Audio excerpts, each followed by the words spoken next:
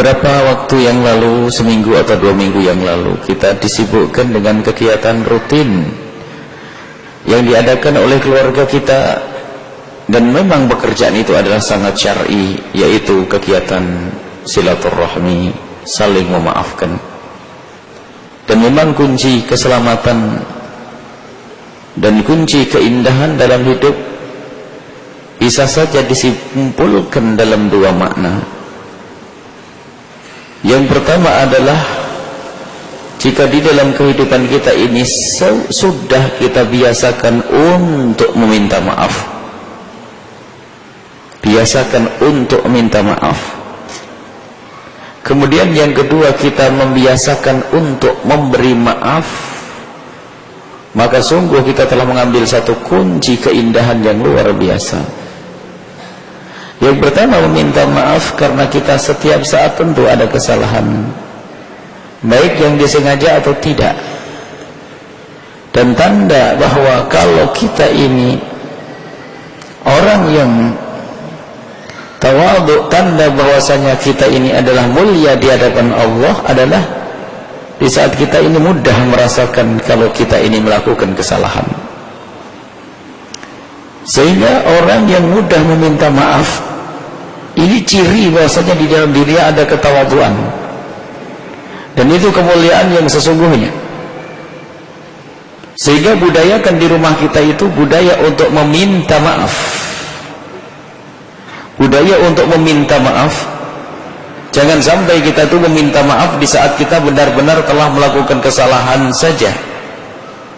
Sungguh celaka jika ada orang meminta maaf di saat merasa bersalah saja. Sebab ada bangsa manusia yang hatinya tertutup, tidak pernah merasa bersalah. Dan di saat seseorang tidak merasa bersalah, sementara kaidahnya ia akan minta maaf di saat merasa bersalah, lalu kapan dia akan minta maaf? Dan orang meminta maaf tidak harus di saat benar-benar melakukan kesalahan yang fatal, yang berat, akan tapi lihat, kurang di dalam berkhidmah pun perlu dianggap sebagai kesalahan. Dan itu berlaku kepada siapapun, termasuk kepada Allah Subhanahu wa ta'ala. Kemuliaan Nabi SAW di saat beliau adalah sering beristighfar. Dalam satu riwayat disebutkan Nabi SAW tidak pernah meninggalkan istighfar dalam setiap majelis. Tidak kurang istighfar beliau dari 70 kali istighfar.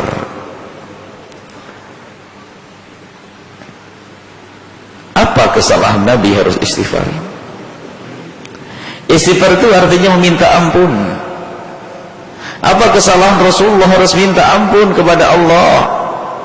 Beliau tidak berdosa dan tidak akan berdosa. Sudah tidak berdosa dan tidak akan berdosa. Setelah itu pun telah diampuni oleh Allah. Pun demikian Nabi SAW masih beristighfar. Karena apa? Kemuliaan hati Nabi. Jadi martabat yang luar biasa bagi seorang hamba adalah bukan sekedar dia itu adalah bukan di saat ia meminta maaf di saat bersalah saja, akan tapi martabat lebih tinggi lagi adalah di saat ia sudah bisa meminta maaf dalam keadaan dia tidak bersalah, mungkin karena kekurangannya, sehingga sekecil apapun dari kekurangan dianggapnya sebagai kesalahan. Maka ini yang harus kita budayakan di rumah kita, biasa meminta maaf. Yang tidak pernah meminta maaf adalah paling sombongnya manusia.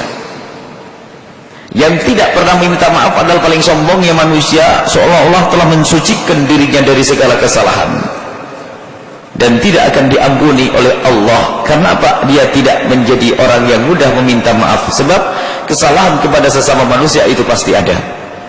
Ini harus kita budayakan di rumah kita. Yang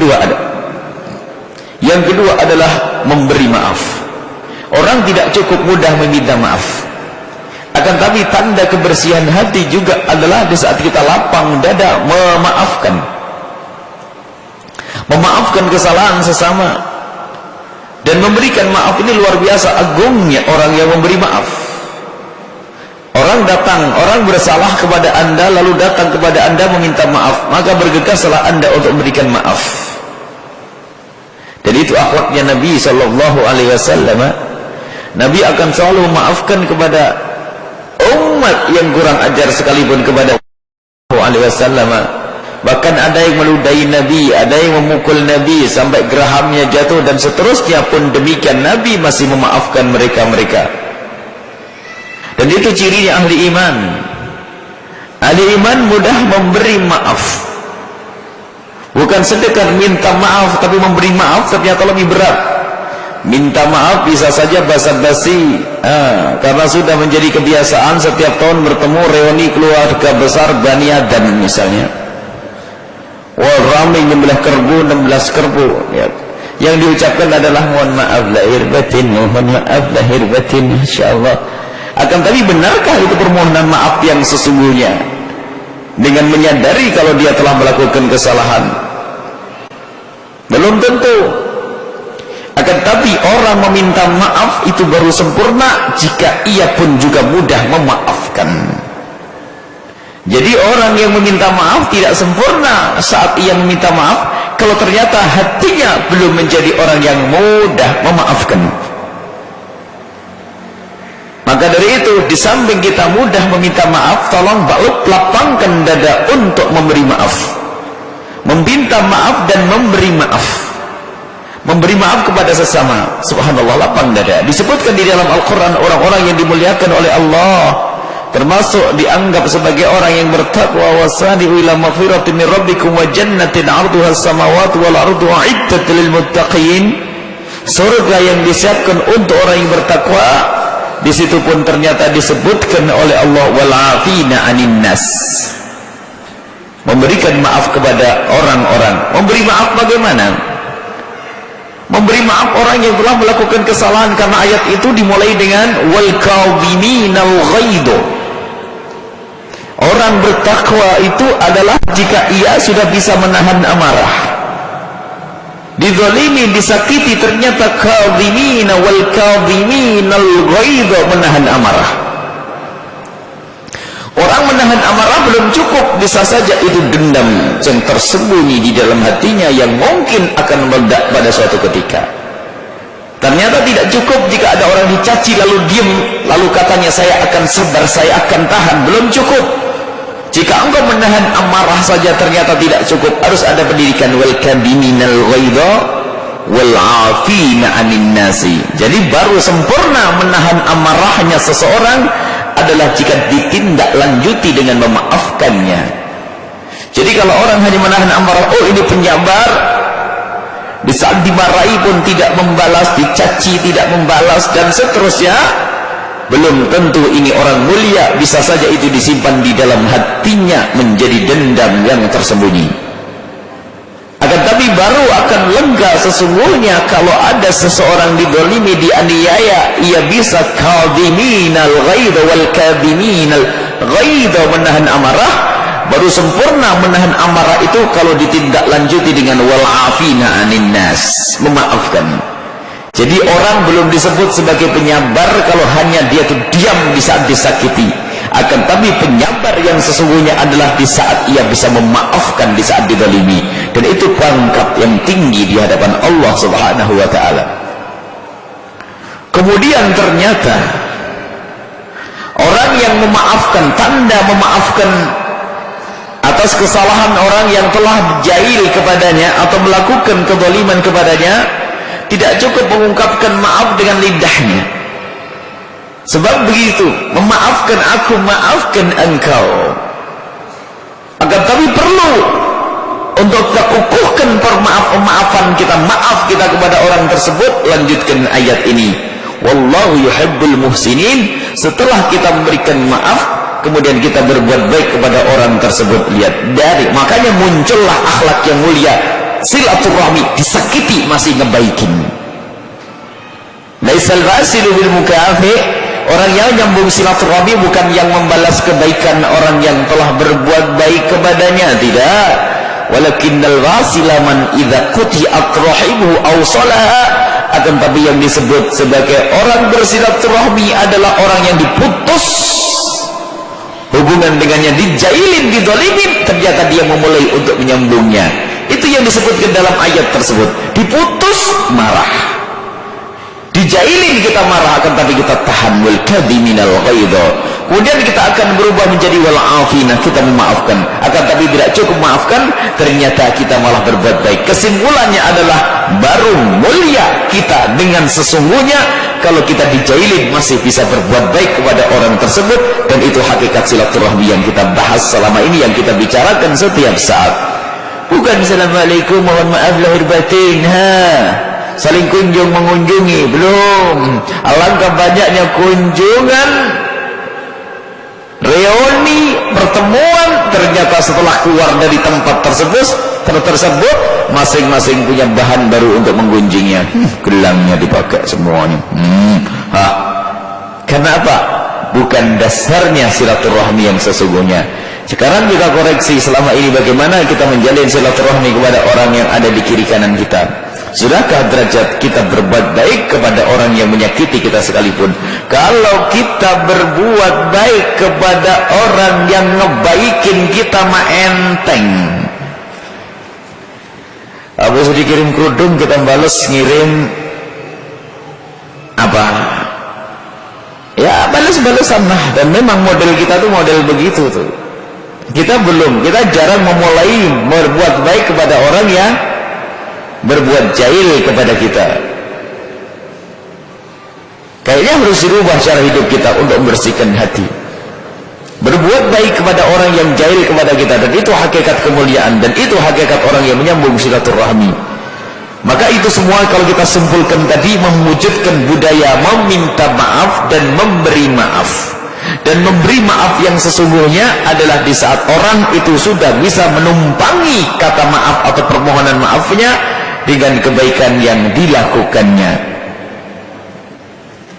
Jadi kalau anda betul-betul memaafkan kepada orang yang telah berbuat salah kepada anda, maka tumpangi dengan kebaikan yang perlu anda lakukan untuknya. Karena apa? Anda ingin mendapatkan kemuliaan. Sebab orang yang memaafkan ini adalah pangkat ketakwaan. Kalau sekedar orang meminta maaf, minta ridho. Tapi kalau kita ingin diangkat derajat kita, ternyata derajatnya orang memaafkan. Wal afina anin nas. Orang yang memaafkan. Begitu agungnya orang memaafkan, begitu mulianya orang memaafkan. Orang yang mudah memaafkan itu orang yang punya sifat rauf, rahim. Nabi SAW rauf, penuh kasih. Rahim, kasih sayang. Jadi mudah memaafkan, tidak rela jika orang ini masuk neraka sehingga aku maafkan dia.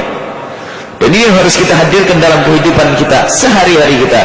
Maka jangan sampai budaya silaturahmi itu hanya sekedar budaya lahir, tapi tidak kita rasakan dengan hati kita. Mari kita semua membudayakan di rumah kita, membiasakan meminta maaf dengan sesungguhnya, bukan meminta maaf basa-basi, tapi minta maaf atas dasar kita itu rindu untuk dimaafkan. Sebab kesalahan kita banyak. Kalau orang yang kita jailin, yang kita sakiti tidak memaafkan kita, maka Allah pun tidak mengampuni kita. Hubungan dengan sesama manusia. Baik, ini muqaddimah silaturahmi. Jadi budayakan di rumah kita untuk meminta maaf. Satu. Jadi jangan ragu wahai para suami, mentang-mentang suami kadang-kadang nggak mau minta maaf sama istri. Sorry deh, suami minta maaf, saya gagah keker kayak begini, minta maaf sama istri. Enggak deh. Kakak tidak mau minta maaf sama adik, ibu bapak tidak pernah minta maaf kepada anak. Kadang kesombongan tuh, makom di dunia itu menjadikan seseorang mudah lalai untuk meminta maaf. Padahal kalau ada orang minta maaf itu lebih mulia yang meminta maaf daripada yang dimintai. Orang yang meminta maaf lebih mulia daripada yang dimintai maaf. Nah, ini dari satu sisi.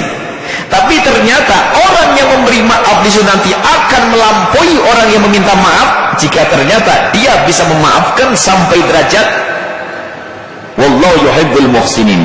Tidak hanya sekedar memaafkan. Memaafkan, Masya Allah. Meminta maaf, hebat. Memberi maaf, kalau sudah di dalam rumah tangga kita itu terjalin ini makna.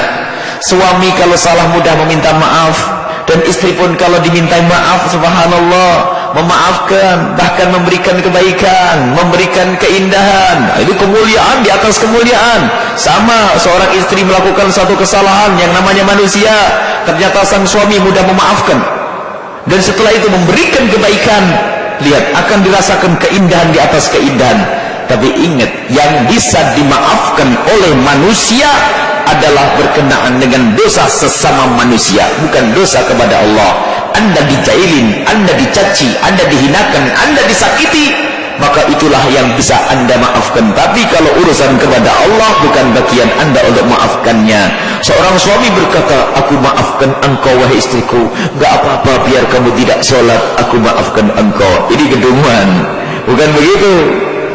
Istrinya tidak sholat, kenapa bapak sabar bener? Kan saya mendengar ceramah dari Buya, katanya suami harus sabar, jadi biarlah istriku tidak sholat, gak apa-apa. Oh bukan itu urusan kepada Allah, harus tegas. Suami yang memberi makan istri yang tidak sholat, ia adalah bermaksiat waktu memberikan nafkah kepadanya. Seorang istri mencucikan baju suami yang tidak sholat, maksiat itu semuanya. Loh gitu.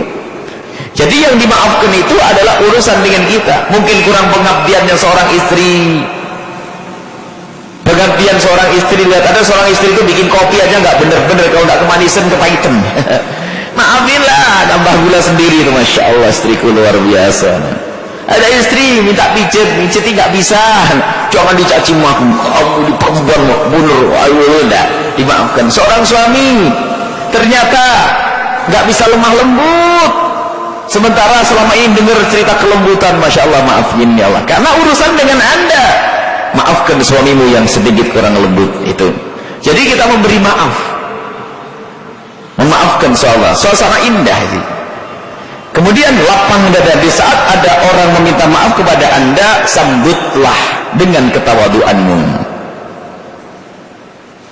bukan dengan kesombongan ya. Kadang-kadang nasib ada suaminya minta maaf, Neng mohon maaf.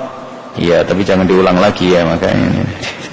Kok tidak enak bener. Sebetulnya kalau ada orang meminta maaf, Anda pun harus merendah.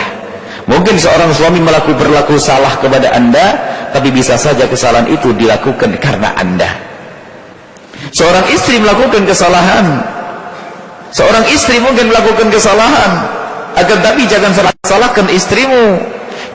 Kalau dia meminta maaf kepada Anda, mungkin seorang istri teledor, tidak perhatian kepada Anda. Setelah itu dia minta maaf, Anda pun perlu minta maaf. Umi atau istriku atau mama tidak perhatian dengan saya, mungkin karena saya selama ini tidak pernah mencoba juga perhatian denganmu. Jadi kalau ada orang minta maaf itu jangan langsung, makanya jangan diulang lagi ya. Bukan begitu, Anda lebih tawadhu lagi. Mungkin seorang istri minta maaf kepada Anda, kasih dia, masya Allah, terima kasih ma, diajak jalan-jalan. Seorang suami minta maaf, diberi hibur, masya Allah abang. Jadi dibesarkan hatinya, dan besarkan hati anak-anak kita di saat mereka bisa minta maaf. Kalau sudah anak minta maaf kepada ibu bapak, dia melakukan kesalahan, besarkan hatinya sehingga ia merasakan bahwa meminta maaf adalah betul-betul sesuatu yang menjadikan indah. Kadang seorang bapak ibu yang emosi, oh kamu jadi awas ya, ya aku maafkan sekarang, tapi jangan ulang lagi loh. Nah, kok begitu? Maaf, dia minta maaf, dia minta maaf, besarkan hatinya di saat minta maaf. Kemudian setelah itu didiklah semua anak-anak kita juga untuk lapang dada dan maafkan. Dididik, misalnya apa, ada melakukan kesalahan, siapa yang salah? Yang salah adik tadi. Baik, berarti adik harus minta maaf. Setelah adik minta maaf, cium tangan sama abangnya. Nah, Rasulullah mengajari, kalau ada orang minta maaf, kasih, ayo kuenya dikasihkan. Nah, kan abangnya jadi hebat, indah. Padahal abangnya yang dijairin sama adiknya, adiknya suruh minta maaf. Setelah adiknya minta maaf, abangnya kuenya suruh kasihkan sama adiknya. Yang terjadi cinta. Adiknya ngerti, setelah diminta maaf nanti mesti kasih kue. Ya apa, tapi akan tertanam makna keindahan. Begitulah pendidikan dari Nabi SAW. Anak kecil saja bisa merasakan keindahan, sama suami istri gak bisa merasakan keindahan. Sama. Coba anak kecil saat minta maaf, lalu oleh abangnya dikasih kue, akan akrab. Suami istri pun demikian. Di saat Anda mempunyai istri suami yang minta maaf, beri maaf. Dan wahai suami, jika istri meminta maaf, berikan maaf. Dan lebih dari itu, wallahu yuhibbul muhsinin, Allah senang dengan orang-orang yang berbuat baik. Dan itulah ketakwaan yang diajarkan oleh Allah, yang diajarkan oleh Nabi Muhammad SAW. Ini sekelumit karena ini adalah awal pertemuan, maka yuk kita mengadakan pertemuan pengajian malam hari ini. dengan saling memaafkan. Jangan sampai lupa untuk meminta maaf. Biasakan untuk meminta maaf, baik Anda merasa salah atau tidak merasa salah, khususnya yang merasa salah. Dan perlu kita banyak bertafakur. Kadang yang menjadi masalah, ada seorang manusia itu jarang merasa bersalah.